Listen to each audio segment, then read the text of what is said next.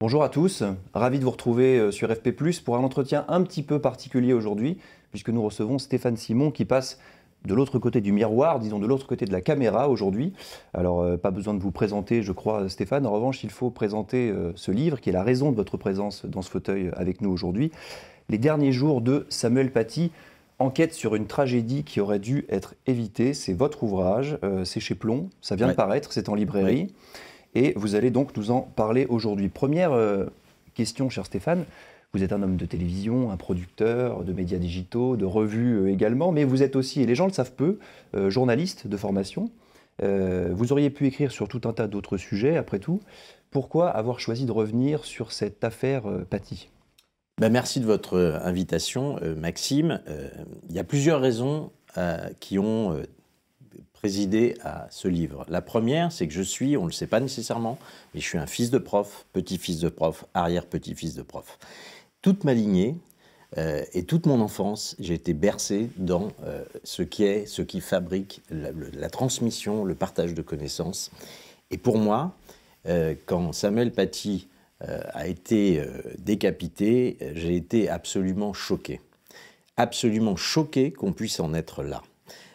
J'ai connu mes grands-parents, évidemment, et je les entends encore me parler de ce qu'était la Vendée, quand ces hussards noirs de la République sont arrivés en Vendée, et avaient pour mission d'apprendre la France, les valeurs républicaines, à ces enfants, qui étaient des petits maraîchins, boquins, qui ne savaient pas parler le français, et évidemment qui voyaient ces professeurs arriver pour leur transmettre les valeurs de ce qu'était la République, qui avait assassiné beaucoup d'entre eux. Beaucoup de familles vendéennes avaient été, entre guillemets, on le sait aujourd'hui, massacrées par les colonnes de Turot, etc. Ça a fait des ouvrages importants. Et c'est vrai que je n'ai jamais entendu parler, mes grands-parents, d'affaires aussi graves que celle de Samuel Paty. Qu'est-ce qui s'est passé, bon sang, pour qu'en 100 ans, alors qu'on a connu la République fière, qui affirmait ses valeurs et qui a réussi à convertir toute la population à ses valeurs, qu'est-ce qui s'est passé pour que 100 ans plus tard, on connaisse un tel drame, un professeur qui se fait décapiter devant son collège? Qu'est-ce qui s'est passé? Quels ont été les renoncements qui ont conduit à ça, la chaîne de responsabilité qui a conduit à ça? Jamais la République n'a connu de telles offenses pour ses serviteurs. Et moi, j'ai vécu vraiment ce fait de société comme quelque chose de particulièrement tragique, et il fallait que j'enquête là-dessus. Je suis par ailleurs, vous le rappeliez, journaliste, j'ai une carte de presse, numéro 67 805, et il se trouve que j'ai trouvé que la presse n'avait pas suffisamment raconté cette tragédie. Moi, ça m'intéressait, à titre personnel, de savoir ce qui s'était passé entre le lundi 5 octobre 2020 et le vendredi 16 octobre 2020, c'est-à-dire entre le premier cours que fait Samuel Paty sur un sujet qu'il connaît parfaitement, qui est de l'éducation civique, et sur la liberté d'expression, et son assassinat 11 jours plus tard. Qu'est-ce qui se passe? Qu'est-ce qui se dérègle? Qu'est-ce qui fait qu'on n'a pas été capable d'arrêter cette tragédie? Alors que tout permet d'affirmer, et c'est le sens de cette enquête, sur 250 pages, certainement vous me poserez des questions sur la manière dont on a eu accès à des documents, comment on a fait cette enquête, tout permettait d'arrêter cette tragédie. Et pourtant, elle a eu lieu. Et je trouve que on est maintenant 3 ans après son décès, mais on ne peut pas oublier Samuel Paty et les causes qui ont conduit à sa mort. Et c'est pour ça que j'ai fait ce livre. Et à titre personnel, manifestement, c'est encore plus difficile pour vous. À ce titre, je voudrais simplement citer un passage que je trouve assez émouvant, c'est au début du livre, sur ce lien familial qui vous porte du côté de l'enseignement. Ces écoles, ces instituteurs, ces professeurs ont permis de construire un modèle d'excellence et une France qui autorise l'ascension sociale et l'encourage. Comme dernier maillon de cette famille qui a traversé les époques plus ou moins glorieuses de la France, mais aussi comme écolier qui a obtenu des diplômes, je sais que je leur dois tout. Je sais que c'est la qualité de ces professeurs dévoués aux autres qui a fait de moi ce que je suis devenu. Je les aime donc instinctivement et rationnellement. J'ai dans le cœur des souvenirs indélébiles de ces hommes et femmes et une reconnaissance forte pour tous les profs qui m'ont accompagné et pour ceux qui accompagnent à présent mes enfants vers le savoir. Samuel Paty est l'un d'entre eux. Sa tête est tombée au pied de mon arbre généalogique. Je ne peux pas vous dire mieux.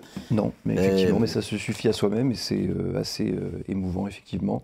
Vous parliez justement de Je voudrais juste, pardon, ouais, non, je voudrais juste dire un chiffre qui, moi, m'a beaucoup marqué, que je rappelle aussi dans l'introduction de ce livre. Avant l'assassinat de Samuel Paty, 10 ans avant, il y avait à peu près un tiers des professeurs de France, des instituteurs et professeurs de France, qui disaient qu'ils en avaient un peu marre de leur boulot et qu'ils songeaient à faire autre chose de leur vie, à quitter leur poste. Aujourd'hui, il y a plus de 50%, il y a 50 et quelques pourcents, c'est-à-dire un prof sur deux qui dit qu'il a envie de changer de job. C'est donc qu'on est dans une situation absolument tragique. Et ces profs ont peut-être aujourd'hui raison, et il faut les entendre. On ne les soutient pas assez par rapport à ce qu'il se passe partout en France, on ne les soutient pas assez. Et ces professeurs se sentent abandonnés. Il va falloir quand même qu'on ait la responsabilité politique, un jour, de reconstruire le tissu éducatif. Si on ne fabrique pas une jeunesse érudite, si on ne fabrique pas une jeunesse qui reçoit du savoir et de la connaissance, mais c'est un effondrement auquel on va continuer d'assister impuissant. Et je crois que ce livre permet aussi, en filigrane, de comprendre la situation de ces professeurs. Avant qu'on rentre vraiment dans le vif du sujet, est-ce que vous pouvez expliquer, ce qui moi m'apparaît comme une aberration, c'est un vrai silence éditorial sur cette affaire-là. Ça fait quand même 2 ans, ça fera bientôt 3 ans en octobre 2020. Il n'y a pas eu d'enquête, il n'y a pas eu de livre de journalisme. Or, on est dans une époque de commentaires permanents, les chaînes d'infos continuent, on glose à l'infini sur les sujets. Samuel Paty, circulait, il n'y a rien à voir. En fait, il n'y a pas d'autres livres que le vôtre sur le sujet, pratiquement. Alors, il y a eu un livre qui a été fait à chaud, mais sur lequel il n'y avait pas... L'auteur avait plus... C'était un cri tripal, un cri du cœur. Mais il n'avait pas eu accès, il n'a pas pu faire l'enquête que l'on a menée. Il faut dire qu'il faut faire un livre pour avoir la place pour raconter les choses. Parce que le drame, il se joue sur 11 jours. 11 jours à raconter dans un article, c'est pas facile. On peut toujours se livrer à des raccourcis, mais ça donne ce que ça donne, et ça donne en général des articles qui s'attachent à un petit truc, etc. Mais ce que les Anglais appellent le big picture, le puzzle reconstitué, ça n'avait pas été fait. Parce que ça prend du temps. D'abord, les policiers qui ont travaillé sur le sujet, sans qui, évidemment, cette enquête ne serait pas exactement ce qu'elle est, eh bien, ils y ont passé 2 ans. Et ce ne sont pas les moindres, hein, ce sont les policiers de la brigade antiterroriste, c'est-à-dire c'est un peu l'élite de la police française. Ils y ont travaillé. Et puis après, il faut avoir le temps pour aller rencontrer et faire ce qu'on appelle, dans le fait de société, moi j'ai été pendant 3 ans aux côtés de Dominique Rizet dans le journal France Soir il y a longtemps, dans les années 90, j'ai appris à faire ce qu'on appelle une enquête concentrique, c'est-à-dire qu'on se rapproche de plus en plus de la famille, de la victime ou du criminel.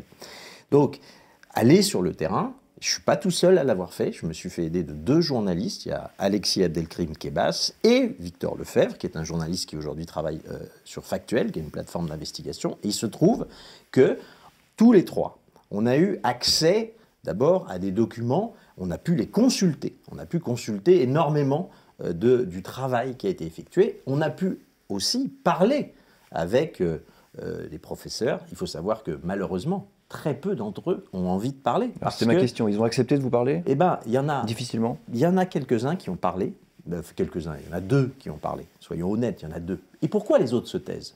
Parce qu'on a beaucoup parlé du lynchage qu'il y a eu des islamistes sur les réseaux sociaux contre Samuel Paty, mais on n'a pas beaucoup parlé du lâchage qu'il y a eu de Samuel Paty, de ses collègues, de l'éducation nationale et de ses hiérarchies.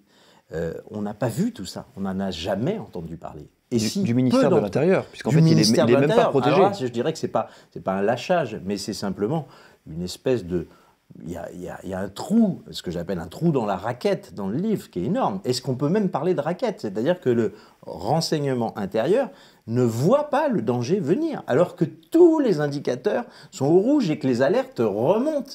Mais rien, il ne se passe rien.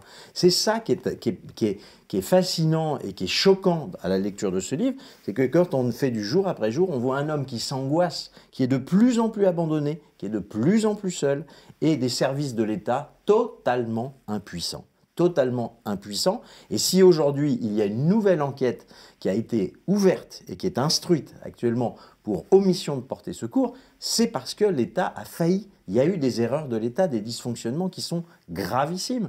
Je dis que cette tragédie aurait dû être évitée, aurait pu être évitée, c'est une évidence. Alors, elle aurait pu être évitée. Jusqu'ici, on ne l'a pas trop dit, ça. C'est-à-dire qu'on était plutôt sur le fameux Anzorov. C'était un loup solitaire, un Tchétchène qui s'est radicalisé un peu de lui-même. Il était un peu sur Twitter. On ne savait pas tellement ce qu'il faisait avant. Vous savez, on a toujours dans ces cas-là les gens qui sont interviewés autour de lui qui disent qu'il était très gentil, on ne pouvait pas se méfier, etc. Apparemment, il était inconnu des services du renseignement.